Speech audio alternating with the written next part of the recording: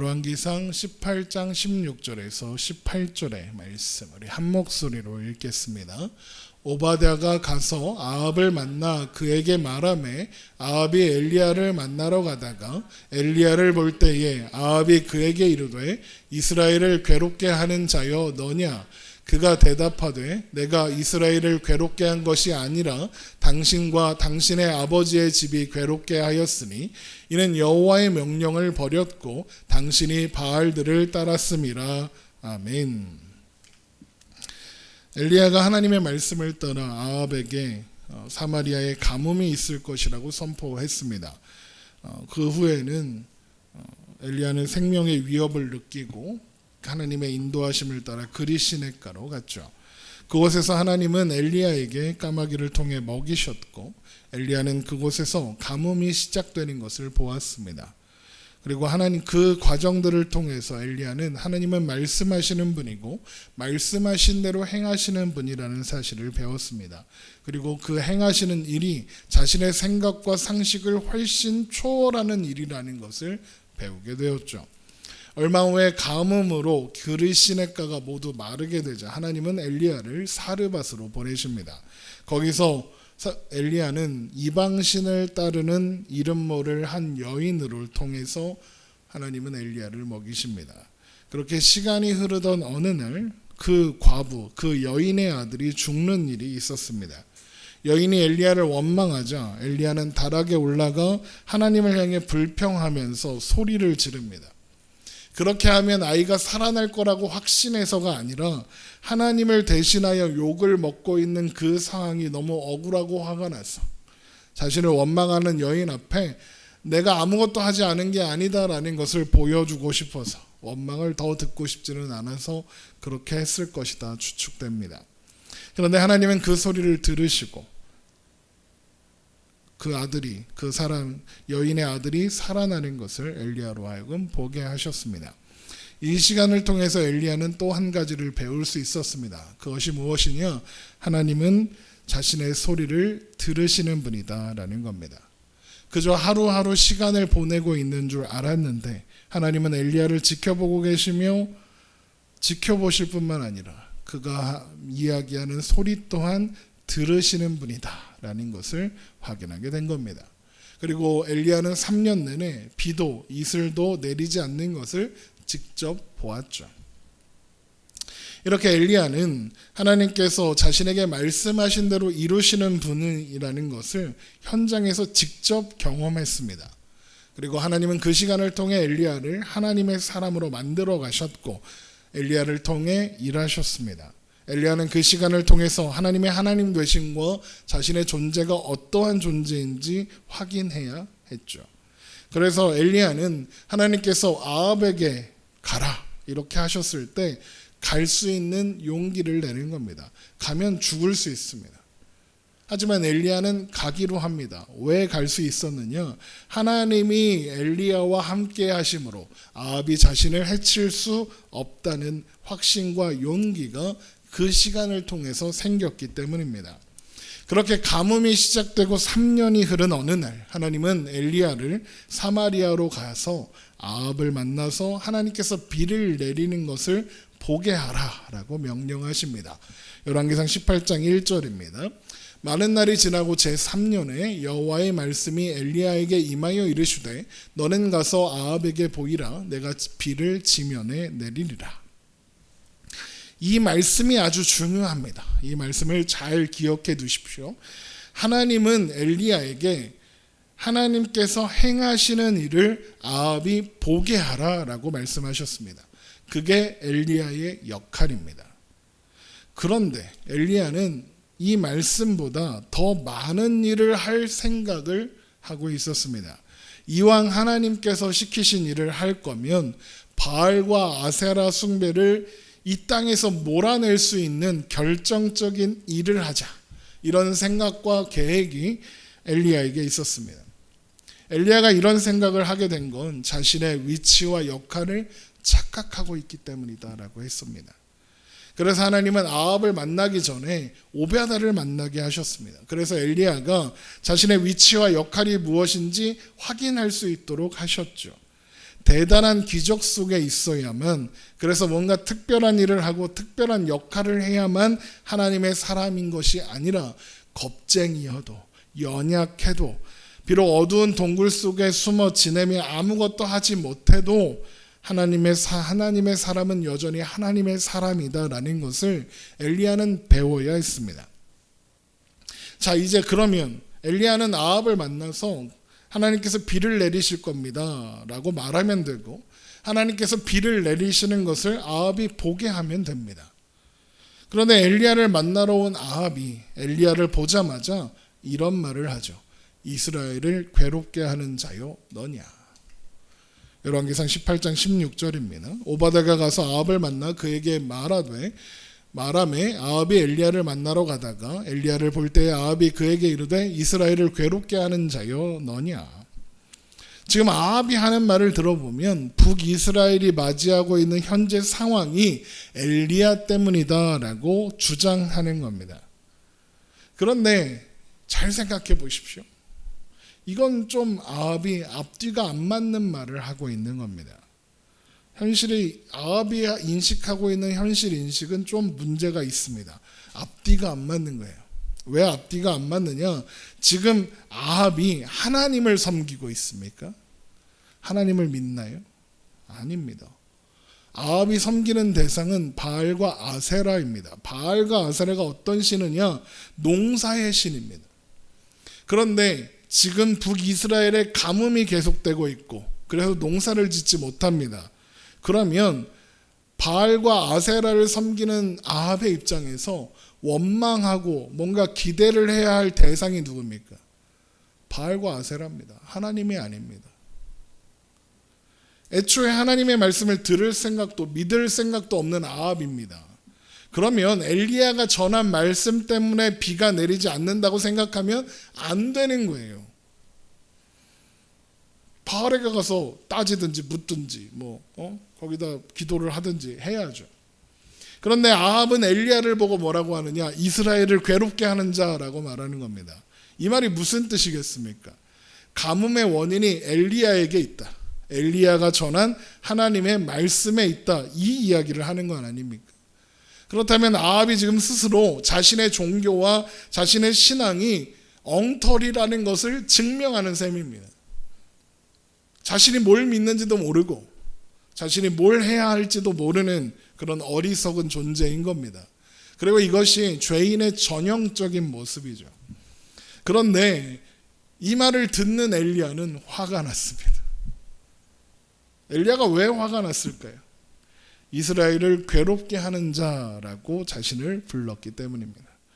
엘리야가 지금 왜 아합을 만나러 왔죠?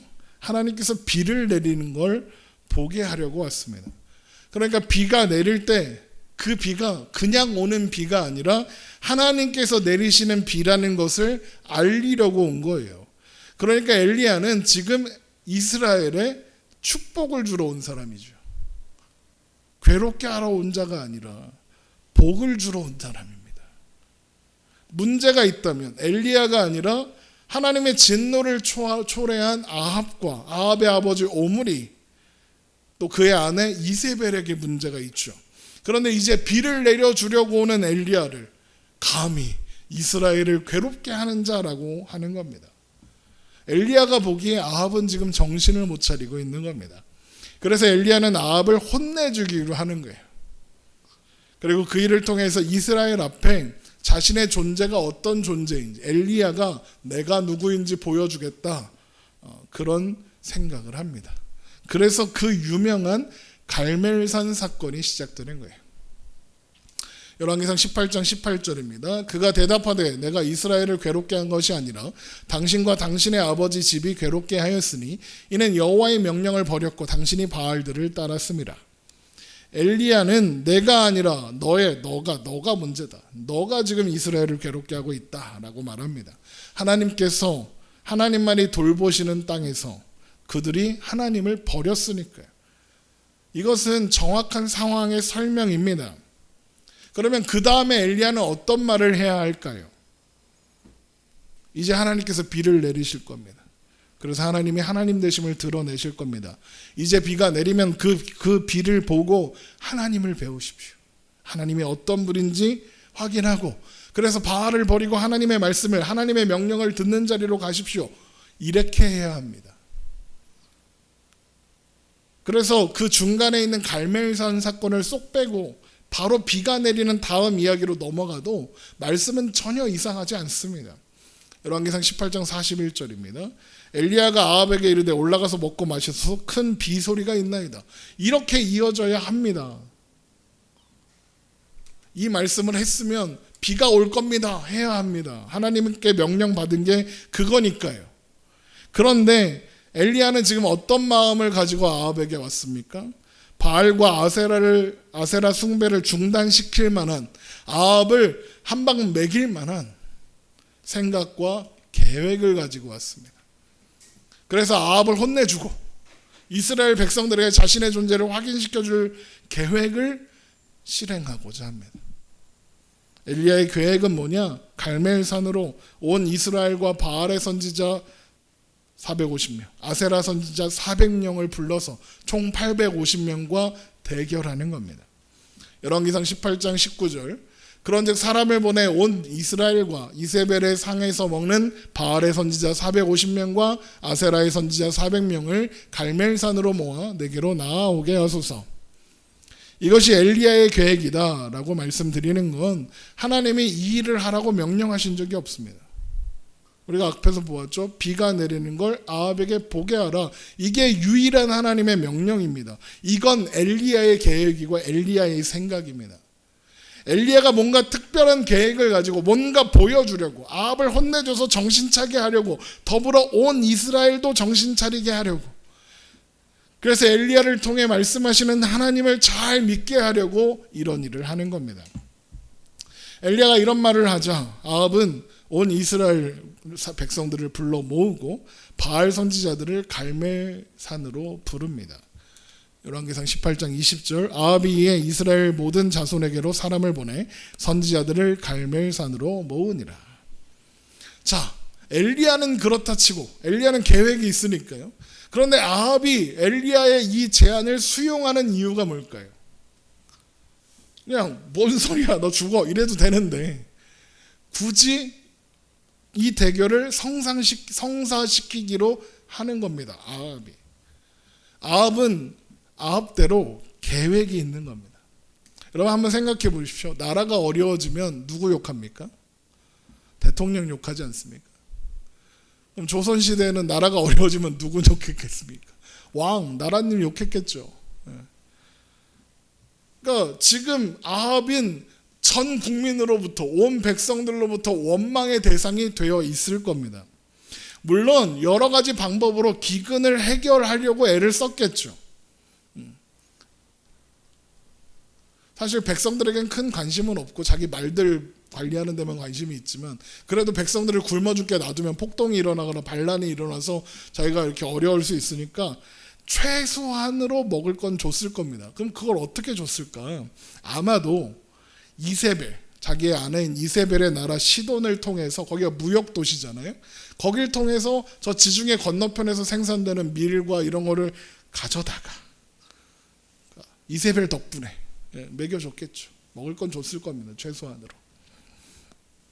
그런데 이렇게 배급받아 먹는 게 좋으세요? 내가 직접 농사지어서 풍요롭게 먹는 게 좋으세요? 다 자기가 직접 농사지어서 풍요롭게 먹고 싶다고 할걸요? 그러니까 지금 당장 굶어 죽지 않을 정도로 먹는 걸로는 부족해요. 그러니까 여전히 아합을 원망할 수밖에 없죠. 자, 이런 아합을 향한 원망을 잘 알고 있는 아합은 엘리야를 보여주는 겁니다. 그리고 엘리야를 아합이 뭐라고 불렀죠? 이스라엘을 괴롭게 하는 자. 백성들 앞에서 엘리야를 세워놓고 그걸 하려는 겁니다. 이스라엘을 괴롭게 하는 자가 얘다, 이걸 하려는 거죠. 원망의 대상을 돌려놓으려는 거죠. 그래서 이게 희한하게 나라에서 대통령을 원망할 일이 일어나잖아요. 그럼 꼭 다른 사건이 터져요. 뭐 연예인이 마약을 했다든가, 뭐 성범죄를 저질렀고 이런 사건들이 터져요. 그래갖고 시선을 글로 돌리게 하죠. 이게 하루 이틀에 있는 일이 아닙니다. 저 수백 년 전, 1000년, 2000년 전 이스라엘에서도 하던 짓이에요, 그게. 자, 그래서 갈멜산의 그 무대가 각자의 꿍꿍이를 가지고 펼쳐지는 겁니다. 자, 무대가 갈멜산에 펼쳐지니까 엘리야가 이제 백성들 앞에 나섭니다. 그래서 여호와가 하나님인지 바알이 하나님인지 오늘 딱 정해라, 이렇게 선포합니다. 열왕기상 18장 21절, 엘리야가 모든 백성에게 가까이 나아가 이르되 너희가 어느 때까지 둘 사이에서 머뭇머뭇하느냐? 여호와가 만일 하나님이면 그를 따르고 바알이 만일 하나님이면 그를 따를지니라 하니 백성이 말 한마디도 대답하지 아니하는지라. 보세요, 백성들의 반응을 보십시오. 백성들이 한마디도 안 합니다. 반응을 보이지 않습니다. 서로만 눈치를 보고 있는 거예요. 왜 눈치를 보고 있을까요? 아합도 거기 있거든요. 지금 어쨌든 가문 속에 굶어 죽지 않게 곡식을 주는 게 누구예요? 아합이거든요. 그래서 백성들은 머뭇머뭇하는 겁니다. 대답을 못하는 겁니다. 정해라? 어떻게 정해? 지금 날 아합 때문에 먹고 사는데, 이러는 거죠. 그 모습을 본 엘리야가 이제 1대 450의 대결을 보여주겠다라고 선포합니다. 열왕기상 18장 22절, 엘리야가 백성에게 이르되 여호와의 선지자는 나만 홀로 남았으나 바알의 선지자는 450명이로다.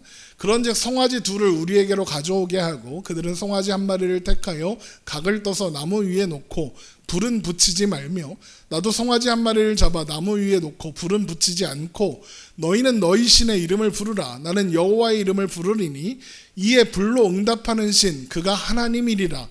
백성이 다 대답하되 그 말이 옳도다 하니라. 송아지 둘을 각을 떠서 나무 위에 각을 떠 이렇게 잘라서 토막 내서 나무 위에 올려놓고 불은 직접 안 붙이고 각자 신에게 불로 응답해 달라고 요청하자.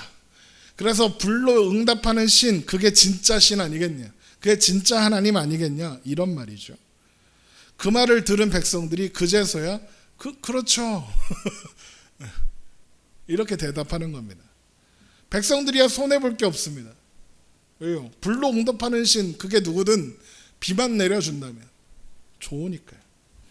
그렇게 백성들의 반응을 얻은 엘리야는 먼저 바알 선지자들에게 먼저 하라고 양보를 합니다. 선을 양보하는 거예요.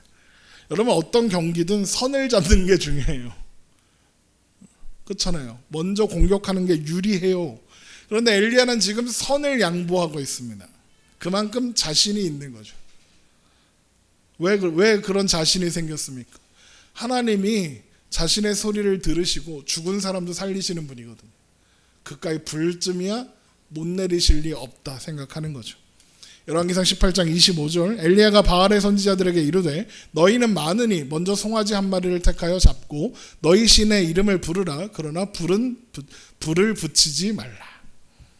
자, 그러니까 이제 바알 선지자들이 먼저 시작합니다. 바알의 이름을 부르며 이제 자기들의 종교 제의를 하는 겁니다. 기도를 하는 거죠, 열심히. 이 사람들은 왜 이렇게 열심히 할까요?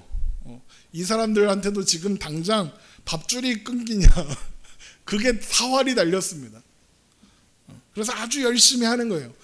열왕기상 18장 26절, 그들이 받은 송아지를 가져다가 잡고 아침부터 낮까지 바알의 이름을 불러 이르되 바알이여 우리에게 응답하소서 하나 아무 소리도 없고 아무 응답하는 자도 없으므로 그들이 그 쌓은 제단 주위에서 뛰놀더라. 그러니까 그 무당이 이렇게 굿할 때 막 뛰잖아요. 그것처럼 막 그냥 지랄 발광을 하면서 이게 지금 하고 있는 겁니다. 근데 정오가 되어도 바알은 응답할 리가 없습니다. 왜요? 진짜 신이 아니니까요. 사람들이 만들어낸 가짜, 없는 신이니까요. 그 모습을 지켜보던 엘리야가 도발을 합니다. 열왕기상 18장 27절, 정오에 이르러서 아침에 시작했는데 정오가 됐으니까 최소한 3시간, 4시간이 흐른 겁니다. 정오에 이르러는 엘리야가 그들을 조롱하여 이르되 큰 소리로 부르라. 그는 신인즉 묵상하고 있는지 혹은 그가 잠깐 나갔는지 혹은 그가 길을 행하는지 혹은 그가 잠들어서 깨워야 할 것인지 하며 놀리는 겁니다.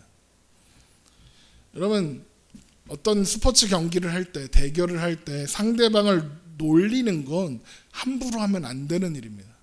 왜냐? 그게 빔에 넣어서 라느냐? 아니에요. 그 조롱이 그대로 자신한테 돌아올 수 있거든요. 웃기고 있는데 지는 이렇게 될 수 있거든요. 그럼에도 불구하고 이렇게 조롱할 수 있다. 이건 뭐예요? 자신이 있는 거죠.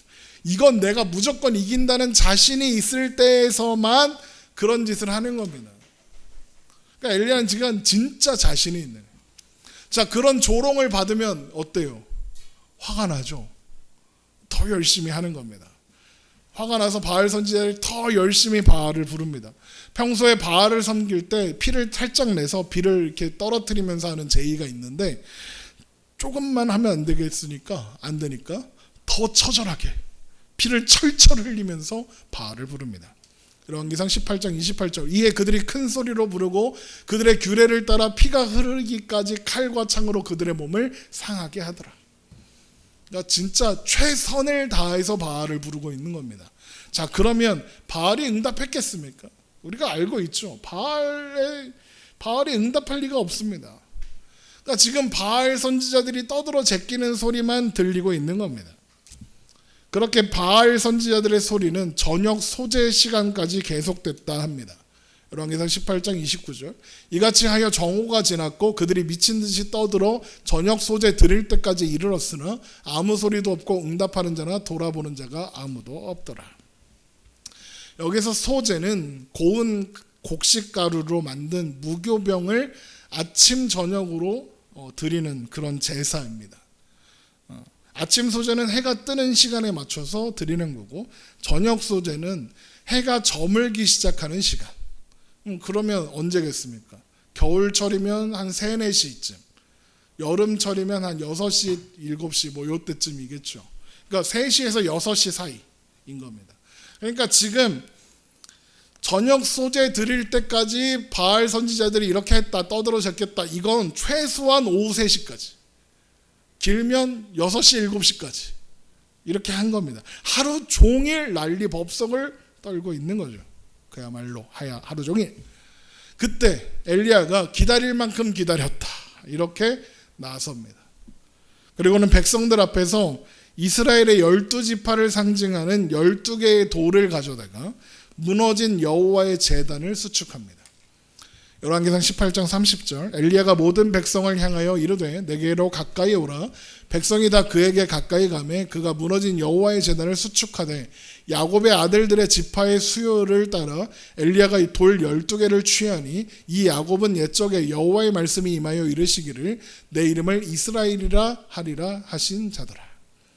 그러니까 이 제단이 지금 이스라엘 12지파 이스라엘을 상징하고 있다 이렇게 하는 겁니다. 그리고는 제단을 돌아가면서 도랑을 팝니다. 도랑을 파는데 그 깊이가 곡식 종자 2세알을 둘 정도였다라고 합니다. 열왕기상 18장 31절 그가 여호와의 이름을 의지하여 그 돌로 제단을 쌓고 제단을 돌아가며 곡식 종자 2세알을 둘 만한 도랑을 만들고 여기에서 세알은 우리로 하면 뭐 1평, 2평 이렇게 생각하시면 됩니다. 곡식을 심는 면적 단위 1세알은 0.5평 정도 된답니다. 2세알은 1평 정도 되죠. 거기에 물을 담으면 1000리터 정도 들어간답니다. 1000리터면 이게 큰 냉장고 있잖아요. 그게 한 900리터 이렇게 되니까 그 정도 크기 되는 물이 들어간다. 이렇게 생각하면 됩니다. 그러니까 제단 주위로 꽤 큰 도랑을 만든 겁니다. 그리고 거기에 나무를 놓고 송아지를 가긋떠서 나무 위에 올려놓고 또 통넷을 가져다가 물로 여기다 부어라 이렇게 명령합니다. 열왕기상 18장 33절 또 나무를 버리고 송아지의 각을 떠서 나무 위에 놓고 이르되 통넷에 물을 채워다가 번제물과 나무 위에 부으라 하고 이걸 3번 반복합니다. 3번 반복하는 건 물이 제단에 완전히 적시고 파놓은 도랑에 물이 찰 때까지 한다 이런 의미도 있지만 통넷하고 3번 반복하면 12개죠. 12지파를 또 상징하는 겁니다. 열왕기상 18장 34절 또 이르되 다시 그리하라 하여 다시 그리하니 또 이르되 3번째로 그리하라 하여 3번째로 그리하니 물이 제단으로 두루 흐르고 도랑에도 물이 가득 찼더라. 불이 붙어야 하는 제단에 물을 잔뜩 끼얹고 도랑에까지 물을 채웠으니 사람의 힘으로는 여기다 불을 절대로 붙일 수 없다는 겁니다. 엘리야는 그 얘기를 하려는 거예요. 이거 사람이 붙일 수 있는 거 아니지? 뭐 이렇게. 자, 이제 모든 준비를 마쳤습니다. 그러니까 이제 엘리야는 말하기 시작합니다.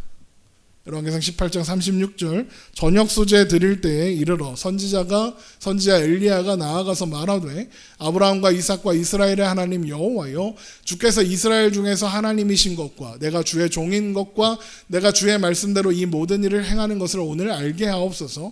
여호와여 내게 응답하옵소서. 내게 응답하옵소서. 이 백성에게 주 여호와는 하나님이신 것과 주는 그들의 마음을 되돌이키심을 알게 하옵소서 하매. 이 장면을 엘리야가 기도한다. 위대한 기도 뭐 이렇게 해갖고 하는데 정말 그럴까? 물론 지금 엘리야는 하나님께 요청하고 있다. 그런 면에서는 기도다라고 할 수도 있겠죠. 그런데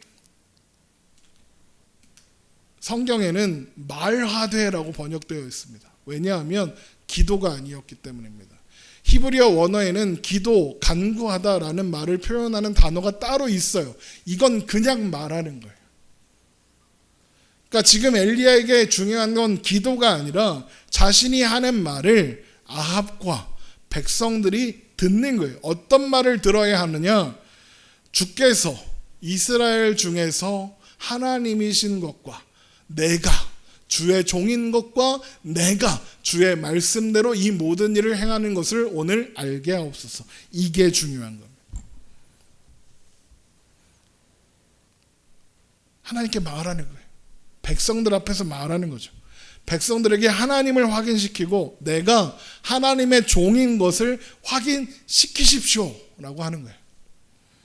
지금 엘리야는 자신이 하나님의 종인 것, 그래서 자신이 하나님의 말씀대로 이 모든 일을 하고 있다는 것, 그걸 아합과 이스라엘 모든 백성이 아는 게 중요한 거예요. 엘리야는 지금 도대체 무슨 자신감으로 이러고 있습니까? 하나님께서 자기 소리를 들으신다는 걸 사르밧 과부의 아들이 살아나는 것 통해서 확인했거든요. 그러니까 지금도 이제도 하나님께서 자기 소리를 들으시고 응답하실 것이라는 확신을 하고 있는 겁니다. 바로 그때 하나님께서 불로 응답하십니다. 그래서 번제물과 나무와 돌과 흙을 다 태우고 도랑의 물까지 다 증발시킵니다. 이에 여호와의 불이 내려서 번제물과 나무와 돌과 흙을 태우고 또 도랑의 물을 핫은지라. 하나님께서 다시 한번 엘리야의 소리를 들으셨습니다. 이 일이 하나님의 의도와 뜻과는 상관없었지만 일단 그렇게 하셨습니다. 이 일을 통해서도 엘리야를 가르치실 거거든요. 그건 다음 시간에 볼 거예요. 그 모습을 본 백성들이 어떻게 반응했느냐? 여호와가 진짜 하나님이다. 이렇게 반응합니다. 모든 백성이 보고 엎드려 말하되 여호와 그는 하나님이시로다. 여호와는 그는 하나님이시로다 하니. 그러니까 사람들이 웅성웅성 야 여호와가 진짜 하나님인가 봐. 이렇게 웅성웅성하는 걸 두 번 써서 표현하는 겁니다. 이 소리를 들은 엘리야가 자신감을 얻고 백성들을 향해 말합니다. 바알의 선지자들을 잡아라. 그러니까 백성들이 바알의 선지자들을 잡습니다. 그리고 그대로 기손 시냇가로 데려가 모두 학살합니다. 열왕기상 18장 40절 엘리야가 그들에게 이르되 바알의 선지자를 잡되 그들 중 하나도 도망하지 못하게 하라 하매 곧 잡은지라. 엘리야가 그들을 기손 시내로 내려다가 거기서 죽이니라. 싹 죽인 겁니다. 이게 엘리야가 생각한 바알 숭배를 뿌리 뽑을 방법, 계획이었던 겁니다. 그제서야 이 일을 다 하고 나서야 엘리야는 의기양양하게 아합 앞에 서서 비가 올 겁니다 라고 말합니다. 열왕기상 18장 41절 엘리야가 아합에게 이르되 올라가서 먹고 마시소서 큰 비소리가 있나이다. 지금 이런 상황에서 아합이 엘리야에게 계속해서 이스라엘을 괴롭게 하는 자요 할 수 있겠습니까? 엘리야가 하라는 대로 해야죠. 지금 이 상황이 됐습니다. 그래서 아합은 엘리야의 말대로 먹고 마시는 자리로 올라갑니다. 아마도 갈멜산 대결을 지켜보던 그 자리였겠죠. 그리고 나서 엘리야는 갈멜산 꼭대기로 올라갑니다. 그리고 거기서 땅에 꿇어 엎드려 얼굴을 무릎 사이에 넣고는 그러니까 어떤 자세인지 알겠죠? 무릎 꿇고 그 머리 여기 무릎 사이로 얼굴을 누운 겁니다. 엎어진 거죠. 그리고 엘리야가 자기 사환에게 바다 쪽을 보고 와라 이렇게 명령합니다. 열왕기상 18장 41절 아합이 먹고 마시러 올라가니라 엘리야가 갈멜산 꼭대기로 올라가서 땅에 꿇어 엎드려 그의 얼굴을 무릎 사이에 넣고 그의 사환에게 이르되 올라가 바다 쪽을 바라보라. 그가 올라가 바라보고 말하되 아무것도 없나이다. 이르되 7번까지 다시 가라. 엘리야가 갈멜산 꼭대기에서 무릎 사이에 머리를 쳐박고 엎드렸다. 기도하는 걸까요? 기도했다는 말이 있나요? 없어요. 기도도 안 하고 뭐 해요? 사원한테 비 오나 봐라 이거잖아요 지금. 왜 얘는 이렇게 했을까요? 왜 무릎 사이에 얼굴을 눕고 엎어진 걸까요? 기도하는 걸까요? 아니요.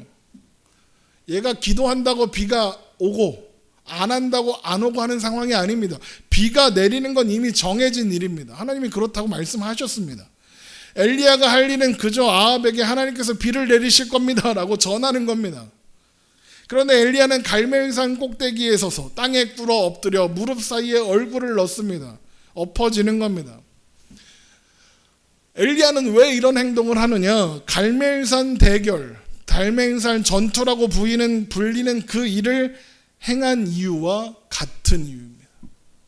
엘리야는 이 모습을 아합과 백성들에게 보여주려는 겁니다.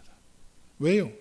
엘리야가 글쎄 갈멜산 꼭대기에서 엎드리니까 비가 오더라. 엘리야가 기도했더니 하나님이 비를 주시더라. 이걸 하고 싶은 거죠. 그래서 사환에게 자기 그 신하 부하에게 바다 쪽으로 확인해라 그러는 겁니다. 처음 보고 왔을 때는 아무것도 없다고 하니까 다시 가서 확인해라 이걸 7번 하는 겁니다.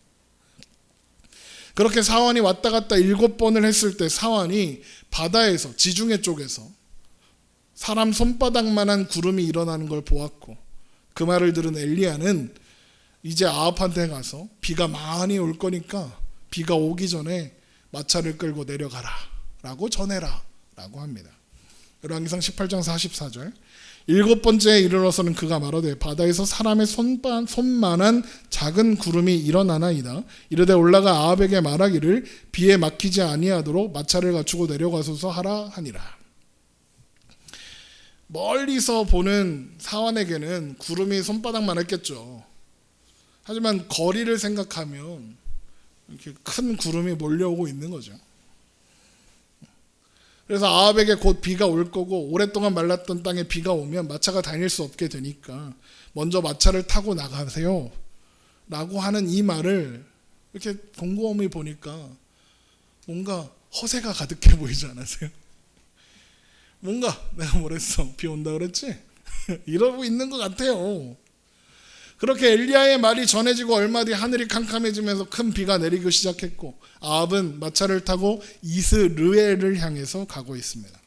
열왕기상 18장 45절 조금 후에 구름과 바람이 일어나서 하늘이 캄캄해지매 큰 비가 내리는지라 아합이 마차를 타고 이스르엘로 가니 이스르엘은 갈멜산에서 사마리아 성으로 가는 중간쯤에 있는 성이에요. 아마도 비가 내리는 동안 거기서 잠깐 피해 가려고 이스라엘로 갔을 겁니다. 그런데 그때 놀라운 일이 일어납니다. 하나님의 능력이 엘리야에게 임합니다. 그러자 엘리야가 허리를 동이고 그러니까 옷을 이렇게 끌어올리고 치마 입은 사람이 뛰려고 할 때 이렇게 치마를 걷어 올리잖아요. 그런 거 생각하시면 됩니다. 그리고 갑자기 뜁니다. 뛰어가서 아합의 마차를 따라잡습니다. 그리고는 그 다음부터는 아합이 탄 마차 앞에서 달려갑니다. 열왕기상 18장 46절 여호와의 능력이 엘리야에게 임하매 그가 허리를 동이고 이스라엘로 들어가는 곳까지 아합 앞에서 달려갔더라. 비가 와서 길이 나쁘다. 아무리 그래도 마차가 달리는 속도가 말이 걸어가면 시속 10km래요. 사람이 시속 10km로 뛰면 심장이 터져 죽습니다. 근데 말이 달린다 치면 시속 50km 이상 나오는 겁니다. 사람이 시속 50km 이상 못 뜁니다. 그러니까 엘리야가 지금 아합이 탄 마차 앞에서 간다는 건 아합이 탄 마차보다 빠르다는 얘기잖아요. 그러니까 얼마나 빠른 속도로 달려가고, 이거 무슨 축지법도 아니고 막 이렇게 달려가고 있는 겁니다. 이상하지 않습니까? 갈멜산 사건에서는 또 비가 내리는 장면까지는 하나님 침묵하셨습니다. 아무 말씀도 안 하셨어요. 그런 하나님께서 갑자기 아합이 이스라엘을 향해 가는 그 길에 엘리야를 세우시려고, 엘리야를 그 앞에 세우시려고 엘리야에게 능력을 주신 거예요. 그러면 하나님은 왜 이런 일을 행하시는 걸까? 엘리야가 마차 앞에서 달려야 하는 이유가 있기 때문에 그래요. 그 이유가 뭐냐? 오랫동안 비가 오지 않았고 모든 강이 말라 있었습니다. 그러면 원래 강이 있었던 자리랑 길이, 경계가 희미해지죠. 당시의 길은 다 강 주위로 있었거든요. 그러다가 비가 갑자기 많이 오면 어떻게 되겠습니까? 원래 강이었던 곳을 따라서 급류가 쏟아집니다. 그러면 그 근처의 길도 다 침수되고 그 근처에 있는 사람들이 급류에 휩쓸려 갑니다. 그래서 홍수가 났을 때 계곡이나 강 옆에 있지 말라고 하잖아요. 그게 그래서 그런 겁니다. 그러니까 지금 아합의 마차도 자칫하면 마부가 실수를 하거나 혹은 길을 잘못 들면 사고가 날 수 있는 거예요. 그런데 그 앞에 엘리야가 와서 뛰는 겁니다. 갑자기 내린 비로 막 급류가 생기고 막 길이 막 무너지고 난리가 나는데 엘리야가 마차 앞에 서서 마차보다 빠른 속도로 달리고 있고 그 뒤를 따르는 아합의 마차는 주위 상황에 영향을 받지 않고 안전하게 달려서 이스라엘까지 갑니다. 이게 엘리야가 아합의 마차 앞에서 달려야 하는 이유입니다. 아합을 보호하시는 거예요. 왜요? 아합에게 그걸 통해 말씀하시는 거죠. 또 엘리야에게 그걸 통해 말씀하시는 거예요. 그게 뭐냐? 아합에게는 이 비가 하나님이 내리는 비다. 이걸 확인하게 하는 겁니다. 그리고 하나님만이 아합을 지킬 수 있다. 이걸 확인시켜 주시는 겁니다. 엘리야가 거기 없으면 아합의 마차는 이스라엘까지 도착하지 못했을 겁니다. 엘리야가 아합이 타고 있는 마차 앞에서 뛰어가고 있고 마차보다 빨리, 그런데 안전하다. 이건 하나님이 여기 계신다는 의미구나. 하나님은 아합에게 아합의 생각처럼 하나님은 괴롭게 하는 분이 아니라 지키시고 보호하는 분이다라는 것을 말씀하시는 거예요. 그러니까 이 모습은 엘리야가 아합의 마차 앞에서 뛰어가는 이 모습은 아합을 향한 하나님의 설득인 거죠. 그러면 하나님은 이것을 통해서 엘리야에게 무엇을 말씀하시려고 할까? 아합에게 하나님을 보여주는 것이 엘리야의 역할이다라는 걸 말씀하시는 거예요. 보세요. 그 일이 어떻게 이루어졌느냐? 엘리야가 아합 마차 앞으로 뛰어갈 생각을 했기 때문에 그런 게 아니에요. 여호와의 능력이 임하니까 엘리야가 자기 의지로 자기 힘과 능력으로 아합 왕 앞에서 뛰어간 게 아니라 하나님의 능력이 임하니까 자신의 의지와는 상관없이 거기로 뛰어간 겁니다. 열왕기상 18장 46절 여호와의 능력이 엘리야에게 임하매 그가 허리를 동이고 이스라엘로 들어가는 곳까지 아합 앞에서 달려갔더라. 자기 의지랑 상관없는 거예요. 이것이 어떤 의미겠습니까? 엘리야가 하는 모든 일은 하나님께서 그를 통해서 일하시는 결과지 엘리야가 엘리야의 힘으로 엘리야의 의지로 해내는 일이 아니라는 겁니다. 그래서 엘리야의 의지와 상관없이 달려가는 그 일을 경험하게 하시는 거예요. 그래서 말씀하시는 거예요. 갈멜산 대결, 갈멜산 꼭대기에 무릎을 꿇고 머리를 박은 그 일, 그거 가지고 착각하지 말라는 거예요. 엘리야가 기도해서 불이 내린 것 아니고 엘리야가 기도해서 비가 내리는 것 아니라는 거예요. 엘리야는 하나님이 함께 계시지 않으면 아무것도 아니라는 걸 알라는 거예요. 너는 내 맘대로 하는 존재라는 거예요. 그걸 알라는 거죠. 하나님이 그를 통해 일하시는 거지 엘리야가 하나님의 일을 하는 게 아니다. 그래서 하나님의 능력이 엘리야에게 임하여 자신의 의지와는 상관없이 아합 앞에서 이스라엘로 들어가는 곳까지 달려가야 했던 거예요. 하나님보다 앞서가지 말라는 거죠. 엘리야는 한 방에 바알과 아세라 선지자들을 쓸어버리고 이스라엘의 바알 숭배를 끝낼 멋진 계획이 있었고 그 멋진 계획을 실행에 옮겼습니다. 그리고 엘리야의 계획대로 되는 것처럼 보였습니다. 갈멜산 전투에서 대결에서 승리했고 바알 선지자 450명을 죽였고 백성들을 하나님이 진짜 하나님이다라고 고백하는 말을 들었습니다. 그런데 엘리야는 그 계획을 성공했을까요? 아니요. 아세라 선지자 400명이 그냥 있습니다. 말씀을 보면 850명 데리고 와라 했는데 450명만 데리고 왔어요. 아세라 선지자는 거기 오지도 않았어요. 그래서 선지자들을 죽일 때 바알 선지자들을 죽였다 이렇게 되어 있는 겁니다. 엘리야가 그들에게 이르되 바알의 선지자를 잡되 그들 중 하나도 도망하지 못하게 하며 하라 하매 곧 잡은지라 엘리야가 그들을 기손 시내로 데려다가 거기서 죽이니라. 아마도 이세벨이 850명이나 갈 거 뭐 있냐 450명만 데리고 가라 그랬을 겁니다. 이세벨 앞에서 밥 먹는 애들이니까요. 이세벨이 하나님을 만만하게 보고 있는 거죠. 그래서 450명만 보내는 거예요. 야, 그 정도면 충분하지 뭐 이런 겁니다. 그런데 생각해보면 이 모습은 결국 엘리야의 계획이 그 시작부터 차질이 있었다는 뜻입니다. 그뿐입니까? 불을 내렸을 때 그렇게 놀라워하고 하나님을 찾고 그랬던 백성들이 비가 내릴 땐 아무 말도 안 합니다. 여호와 그는 하나님이로다 라고 했던 사람들이 다 어디 갔는지 없습니다.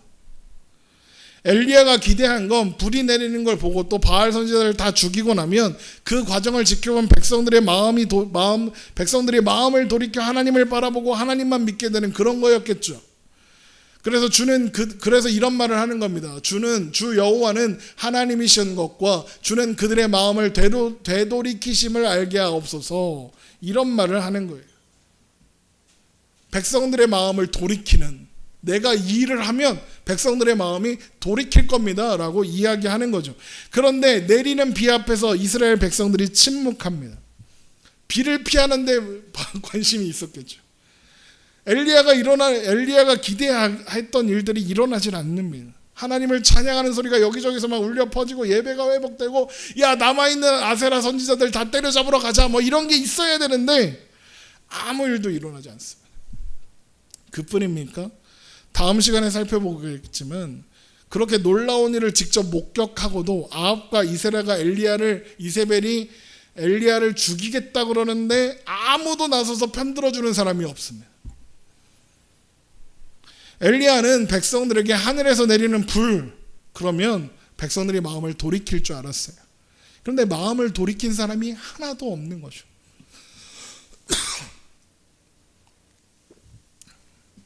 이게 엘리야의 멋진 계획의 결과인 거예요. 여러분 우리도 인생을 살아가다 보면 나름대로 다 계획이 있죠. 그리고 그 계획대로 되면 어떤 결과가 있을 거라는 기대도 있습니다.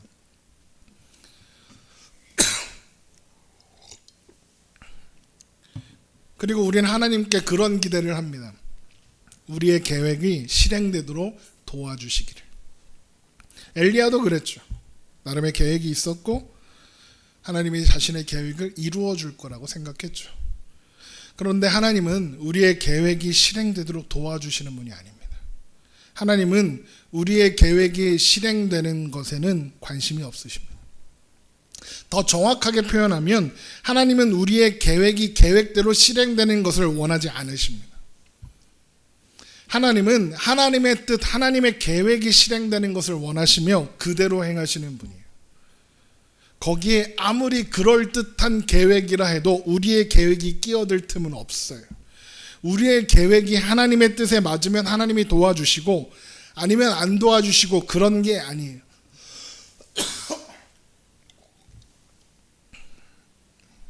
하나님은 그저 하나님의 뜻을 이루어 가실 뿐이에요. 우리는 그 중간중간에 우리의 계획을 들이밀고 그걸 하나님의 계획으로 하자고 때를 쓰고 또 그대로 합니다. 그래서 그런 우리의 계획이 잘 되는 것처럼 보일 때도 있고 또 이게 잘 안 되고 망하는 것처럼 보일 때도 있습니다. 그런데 하나님께는 그게 잘 되든 망하든 아무 상관이 없습니다. 하나님은 하나님의 계획을 이루실 거니까요. 우리의 계획은 거기에 도움도 방해도 되지 않아요. 우리의 계획이 우리의 성공과 실패에도 불구하고 하나님은 모든 것이 합력하여 하나님의 뜻을, 선한 뜻을 이루실 거예요. 로마서 8장 28절, 우리가 알거니와 하나님을 사랑하는 자 곧 그의 뜻대로 부르심을 입은 자들에게는 모든 것이 합력하여 선을 이루니라. 우리의 계획이 아무리 좋아 보여도, 아무리 완벽해 보여도 하나님은 하나님의 뜻을 이루십니다. 그렇다고 우리는 이제 계획하지 말자, 계획대로 이루기 위해서 노력하지 말자, 이런 얘기를 하는 게 아닙니다. 하나님 앞에서 내 계획이 완벽하니까 하나님은 이대로 하십시오, 이러지 말자는 겁니다. 이러면서 까불지 말자는 겁니다. 엘리야처럼. 하나님의 뜻은 하나님의 계획을 이루는 거지 우리의 계획을 이루는 게 아니에요. 하나님은 우리의 계획에 흔들리지 않으십니다. 혹 우리의 계획대로 되는 경우가 있어도 그것 또한 하나님의 뜻을 이루어 가시는 과정일 뿐, 우리의 계획이 좋고 완벽해서 하나님이 들어주지 않을 수가 없어서 들어주신 결과가 아닙니다. 또 우리가 계획대로 되지 않는 그런 일을 만나도 그 또한 하나님이 뜻을 이루어가는 과정일 뿐, 우리의 계획이 나빠서 하나님이 안 들어주신 결과가 아니에요. 그래서 저는 이 말씀을 참 좋아합니다. 잠언 16장 9절, 사람이 마음으로 자기의 길을 계획할지라도 그의 걸음을 인도하시는 이는 여호와이시니라. 이 말씀을 착각하는데, 사람이 마음으로 자기의 길을 계획하면 하나님께서 그 계획대로 이루어 주신다, 이런 식으로 착각하는 사람들이 많은데 그거 아닙니다. 하나님이 자기의 길을, 사람이 자기의 길을 계획할지라도 그 걸음을 인도하시는 분은 하나님이다. 사람이 자기의 길을 계획해도 하나님은 그 걸음을 하나님의 뜻대로 인도하신다, 이런 뜻입니다.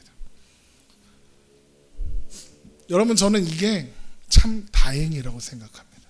하나님이 우리의 계획대로 하지 않으시는 것, 하나님이 우리의 계획, 우리의 뜻, 우리의 생각이 아니라 하나님의 계획대로, 하나님의 뜻과 하나님의 생각대로 행하시는 분이라서 참 다행입니다. 그렇지 않으면 우리는 실수를 한 번이라도 하면 망합니다. 계획에 문제가 있으면 망할 거고, 계획에 실행되는 과정에서 실수를 한 번이라도 하면 망할 겁니다. 그런데 우리는 망해도 하나님은 하나님의 계획을 착착착 그대로 이루어 가고 계시므로 우리는 참 다행인 것 아닙니까? 우리를 향한 하나님의 계획은, 하나님의 뜻은, 하나님의 생각은 언제나 선하시고 가장 우리에게 좋은 일이니까요. 그래서 우리는 계획대로 되지 않는다고 절망하거나 좌절하지 않을 수 있습니다. 또 계획대로 착착 잘 되어 간다고 자랑할 수도 없습니다. 우리의 걸음은 우리가 정하는 게 아니라 하나님께서 우리의 걸음을 정하시고 인도하시는 거니까요. 우리는 그저 우리에게 주어진 오늘을 우리 나름의 계획을 가지고 최선을 다해 살아가는 거예요. 하나님의 뜻이 무엇일까 생각하면서. 그래서 여러분, 내 계획대로 되지 않는다고 실망하거나 좌절하지 마십시오. 하나님은 그런 우리의 삶에서 하나님의 뜻을 신실하게 이루실 겁니다. 엘리야도 보세요. 자기 계획대로 되는 줄 알고 까불다가 로뎀나무 아래에 가서 죽여달라고 그러잖아요. 그 지경이 된다고요. 그 길로 가지 말자는 거예요. 우리는 하나님의 행하심을 바라보고 기대하며 하나님께서 주시는 은혜와 사랑을, 기쁨과 감사를 누리면서 살면 돼요. 내 계획대로 되지 않아도 괜찮아요. 엘리야는 자기 계획대로 되어야 한다고 생각했어요. 그래서 그 계획대로 되지 않았을 때 그렇게 절망하고 좌절해서 로뎀나무 아래 들어가서 죽여달라고 그러는 거예요. 하지만 우리는 그런 존재가 아니에요. 내 계획대로 되지 않았다고 해서 우리는 실패하는 인생이 아닙니다.